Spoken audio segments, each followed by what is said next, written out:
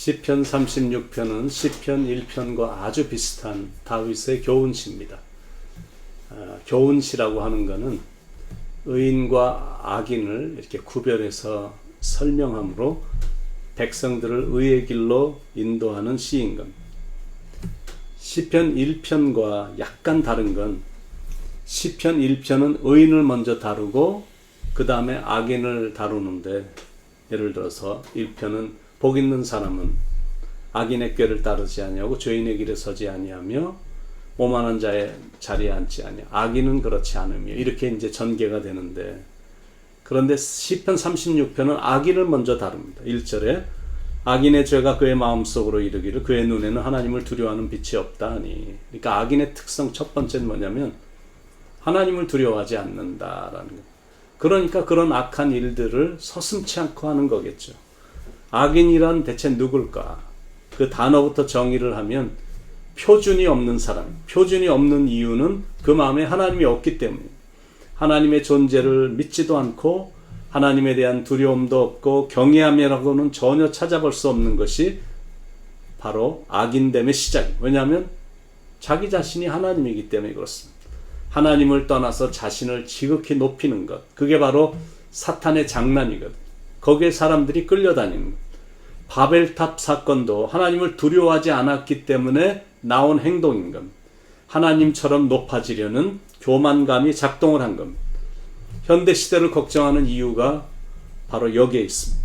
하나님에 대한 경외함이 없는 정도가 아니라 하나님을 아예 거부하고 이 땅에서 막 제거를 하려고 합니다.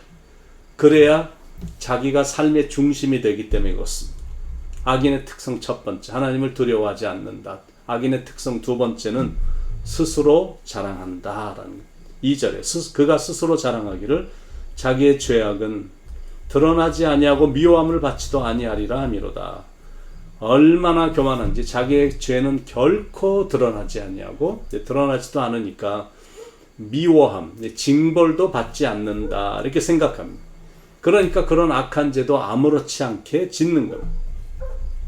악인의 특성 세 번째, 입에서 나오는 모든 말은 죄악과 속임이다. 3절에 그의 입에서 나오는 말은 죄악과 속임이라 그는 지혜와 선행을 그쳤도다.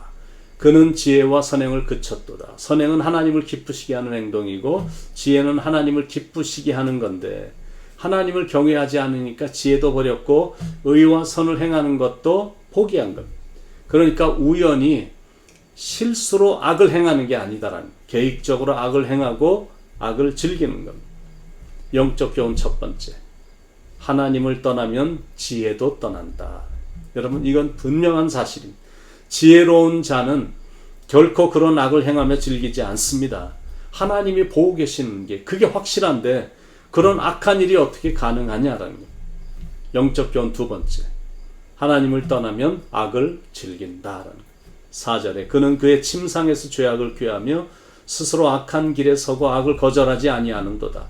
침상에서 죄악을 꾀하며 누워서도 죄악을 계획을 합니다. 이게 얼마나 대조적입니다. 의인은 주야로 주의 말씀을 즐거워하고 묵상하는데 악인은 주야로 죄악을 묵상하며 그걸 즐깁니다.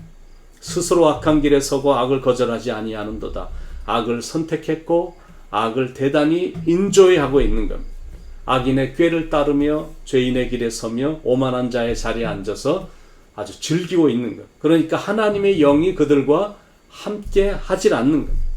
그러나 여호와를 의뢰하는 자에겐 하나님의 인자하심이, 하나님의 영이 정령 함께 있다라는 거죠.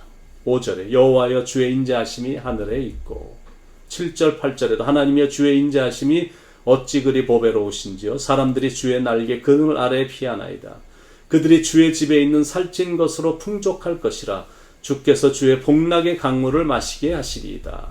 10절에 주를 아는 자들에게 주의 인자하심을 계속 베푸시며 어미새가 자기의 새끼새를 자기 가슴에 품고 안아주는 것처럼 하나님은 당신의 인자하심으로 베푸시고 보호하시고 사랑하신다라는, 게다가 살찐 것으로 영적으로 풍족하게 하신다라는, 그들이 주의 집에 있는 살찐 것으로 풍족할 것이라. 주께서 주의 복락의 강물을 마시게 하시리이다. 살찌고 기름지고 풍성한 음식을 배불리 먹게 하시고 시원하고 맑은 시냇물을 마시게 하신다는 이런 풍족함과 넘치는 즐거움을 주신다라는 것. 하나님께서는 하나님을 의뢰하며 의롭게 사는 자들에게 그런 복을 주시고 또 산처럼 견고하게 지켜주신다라는 것. 6절에 주의 의는 하나님의 산들과 같고 반면에 악인들은 때가 되면 바다처럼 심판하신다는 6절 후반부에 주의 심판은 큰 바다와 같으니이다. 또 하나님께서는 하나님을 의뢰하며 의롭게 사는 자들을 빛의 삶으로 살게 하신다는 거죠. 9절에 진실로 생명의 원천이 주께 있사오니 주의 빛 안에서 우리가 빛을 보리이다. 그러나 악인은 그렇지 않다라는 것. 악인은 어둠을 좋아하고 악을 즐기는데 그런데 그 행복과 짜릿함은 지극히 잠시 시냇물처럼 조금 쪼르륵 흐르다가 다 사라진다라는 거죠. 12절에 악을 행하는 자들이 거기서 넘어졌으니 엎드러지고 다시 일어날 수 없으리이다.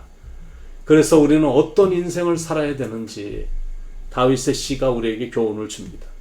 의인의 삶을 살아야 된다. 시편 1편에서도 여실히 보여줬었거든요. 의인은 악인의 길에 서지 않고 여호와를 경외하며 하나님의 말씀을 즐거워하고 그 말씀을 주야로 묵상합니다. 근데 악인은 악인의 꾀를 따르고 죄인의 길에 서고 오만한 자의 자리에 풀썩 주저앉아서 주야로 악을 즐깁니다. 근데 거기까지는 좋은 거. 그런데 결과는 완전히 판이하게 달라진다라는 거죠.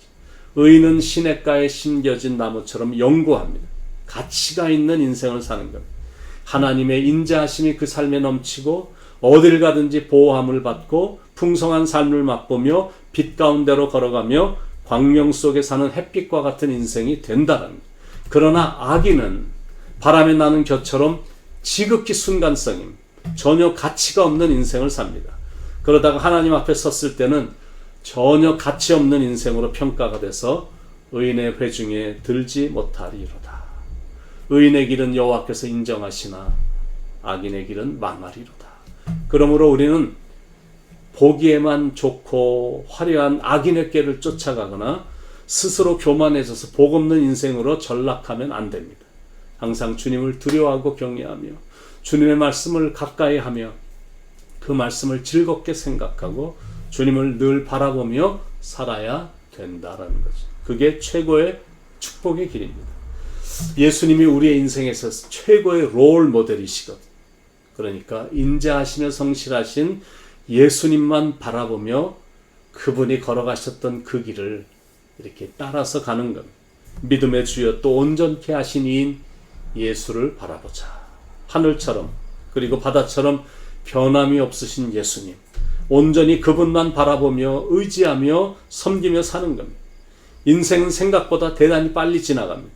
남은 인생도 대단히 빨리 지나갈 것입니다. 그 남은 인생의 성공은 우리의 선택에 의해 좌우될 것입니다.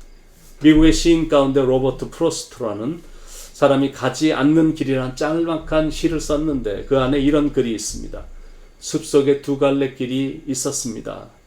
나는 사람들이 잘 가지 않는 길을 선택하였습니다. 그리하여 모든 것은 달라졌습니다. 여러분, 산다는 건 선택입니다. 선택의 내용과 방향에 따라 인생의 질과 운명이 결정됩니다.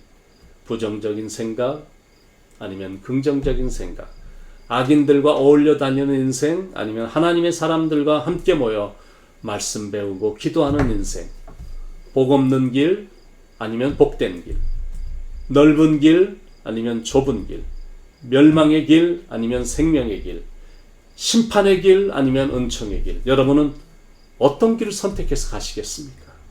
인생은 B2D라고 말씀드렸죠. birth 그리고 D는 death. B2D 태어나서 죽을 때까지. 근데 그 안에 C choice가 있는데 그 선택은 여러분의 것이다라는. 그리고 그 선택에 의해 이 땅에서의 인생과 저 땅에서의 인생까지 완전히 달라집니다.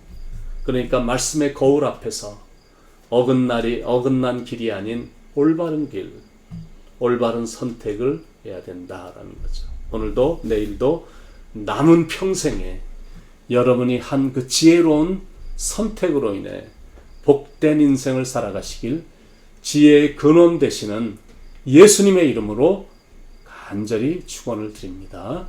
기도하겠습니다. 하나님, 늘 말씀의 거울 앞에서 또 기도를 통해서 하나님의 음성을 들어 성령님의 인도함을 따라 올바른 선택, 지혜로운 선택을 해서 의인의 길, 바른 길, 하나님이 기뻐하시는 길을 묵묵히 꾸준히 좌로나 우로나 흔들리지 않고 오직 푯대 대신 우리의 롤모델 대신 믿음의 주여 온전케 하시는 예수님만 바라보며 나가는 참 아름다운 인생, 결코 후회스럽지 않은 인생을 살아가도록 성령님 끝까지 인도해 주시옵소서. 우리의 지혜의 근본 되시는 예수님의 이름 받들어 간절히 기도드립니다. 아멘.